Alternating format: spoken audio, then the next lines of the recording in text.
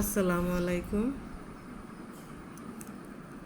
আজকে একটা নতুন গল্প নিয়ে আইলাম, শিক্ষণীয় একটা গল্প, ছোট গল্প। আর আমি জানি বন্ধুরা আমার কণ্ঠ অতটা সুন্দর না, তারপরে চেষ্টা করি সুন্দর করে রাখা। জানি না কতটুকু আপনার ভালো লাগে। তো প্লিজ গল্পটা শুনবা, আর ভালো লাগলে নতুন বন্ধুরা যারা সাবস্ক্রাইবার করবা আর লাইক কমেন্ট শেয়ার দেবা বন্ধুরা। তো গল্পটা শুরু করি। রূপকথার এক গ্রামে নদীর ধারে একটি ঘর ছিল, যার নাম ছিল 1000 আয়নাঘর। সেই গ্রামে সুন্দর হাসি মাখা মুখে একটি ছোট মেয়ে ছিল।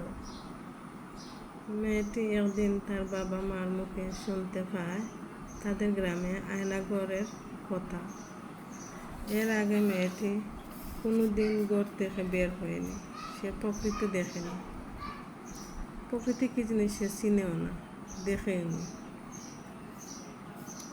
কোনো দিন কোনো বাস্তবতা দেখেনি। তো সে একদিন চিন্তা করলো যে সে ওই আয়নাঘরে দেখতে যাবে, কিন্তু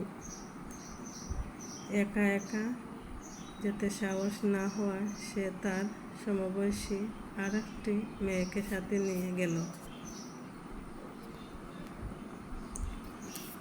আয়নাঘরের সামনে হাজির হয়ে প্রথমে মেয়েটি ভাবল যে আগে সে ওই ঘরে ঢুকবে আর সব কিছু দেখে এসে বাইরে এসে তবে ওই দ্বিতীয় মেয়েটি ঢুকবে। তো কথা মতন প্রথম মেয়েটি ওই ঘরে ভেতরে ঢুকলো। ঘরে ঢুকার সাথে সাথে আশ্চর্য সব রঙিন কারুকাজ দেখে মেয়েটির মুখ আনন্দে ভরে উঠল। সে আস্তে আস্তে এগুতে এগুতে সেই 1000 আয়নাঘর প্রবেশ করল।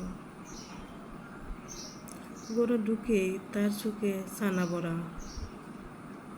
মেয়েটি দেখল যেখানে ঠিক তারই মতো দেখতে আরও 1000 মেয়ে হাস্যোজ্জ্বল মুখে তার দিকে তাকিয়ে রয়েছে।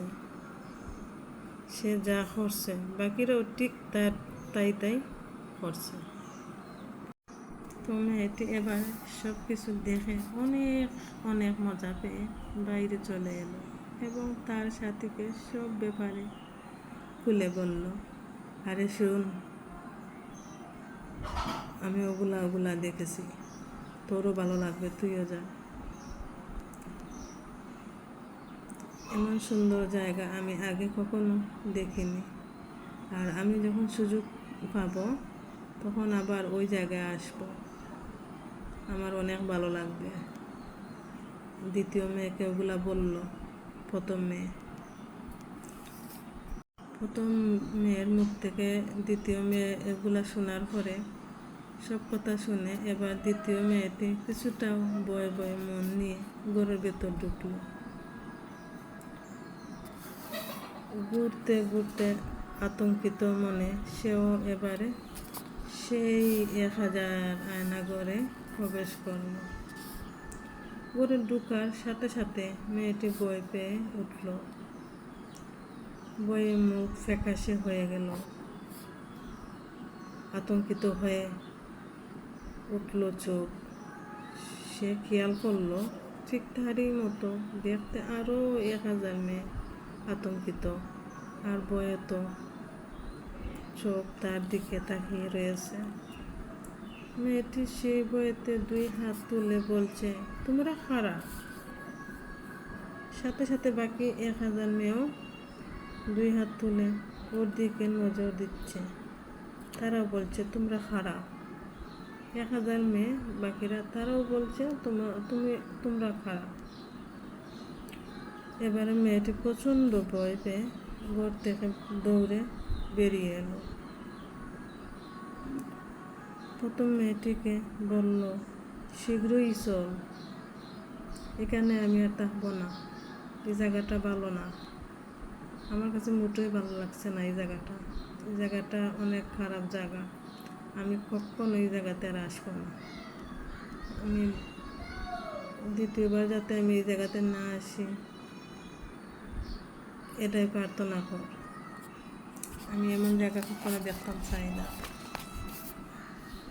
বাড়িসর এটা খুব বাজে জায়গা। আমি আর কোনোদিন ওই জায়গায় আসবো না। তো গল্পটা এখানে শেষ পর্যায়ে। তবে গল্প থেকে আমরা কিতা শিখলাম ওটা বলি। জীবনটা ওই একটা আয়নাঘর স্বরূপ। আপনি যেভাবে জীবনটাকে দেখবেন সেও ঠিক সেভাবে আপনার কাছে ধরা দেবে। যারা সাহসিকতা ও ভালোবাসা, উৎসাহ, জয় করা ও ধৈর্য ইচ্ছা নিয়ে সামনে এগিয়ে যায়, জীবন তাদের কাছে অনেক সহজ, আনন্দময় হয়ে ধরা দেয়। তারা খুব সহজে সাফল্যের দিকে এগিয়ে যেতে পারে। তাদের কাছে অসম্ভব বলতে কিচ্ছু নেই।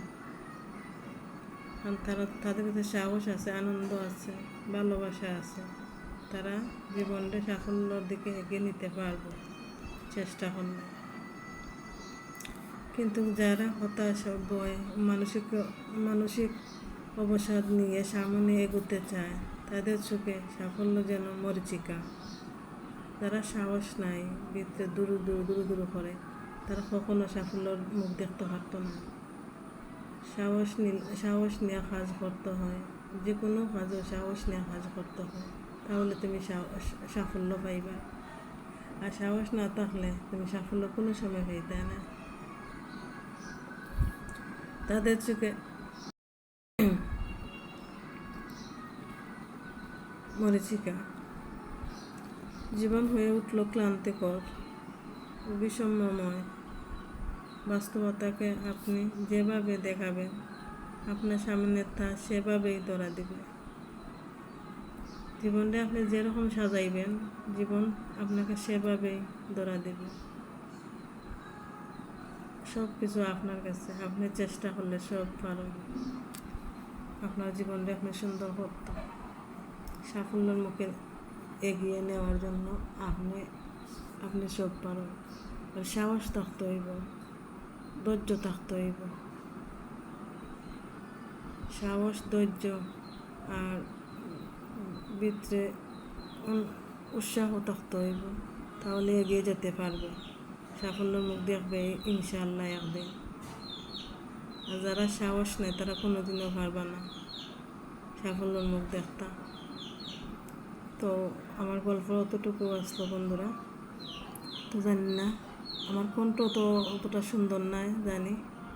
তো আমি যেরকম ওরকম, আমি তোর কণ্ঠ নতুন করে সাজাইতে পারতাম না। আমার যেরকম আল্লাহ দিয়েছেন ওরকম। তো জানি না কার কীরকম লাগবো। তো প্লিজ বন্ধুরা, ভালো হইলে কমেন্টে জানাইবা, বাদ হইলে কমেন্টে জানাইবা। এতে আমি খারাপ পাইতাম না, ভালো লাগবো। কমেন্টে আমার ভুল খান ধরে দিলে, যদি ভুল টুটো হয়ে থাকে ক্ষমা দৃষ্টিতে দেখবা। তো যারা আমার নতুন বন্ধুরা আছেন, প্লিজ চ্যানেলটা সাবস্ক্রাইব করবা, আর লাইক, কমেন্ট, শেয়ার দিবা। আর প্লিজ মুসার পাশে থাকবা। আর মুসার তো সবাই ভালোবাসেন জানি, আগামী দিনেও মুসারে ভালোবাসতা, বুঝছেন বন্ধুরা। আর আমার শরীরটা অতটা ভালো নয়, এরপরেও ভিডিও রেডি করতে হইব। তো আমরা লাই দোয়া করবা, আমরাও আপনার লাই দোয়া করি। সবাই আল্লাহ তাআলা ভালো রাখুক, সুস্থ রাখুক, সবসময় দোয়া করি বন্ধুরা। সব মুসলমান হল লাগে দোয়া করি, আমরা লাগে দোয়া করবা। তো বন্ধুরা, কমেন্টে জানাইবা গল্পটা কীরকম হইল না হইল। ছোট গল্প।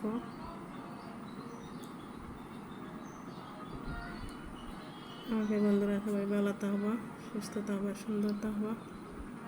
আল্লাহ হাফিজ, আসসালামু আলাইকুম।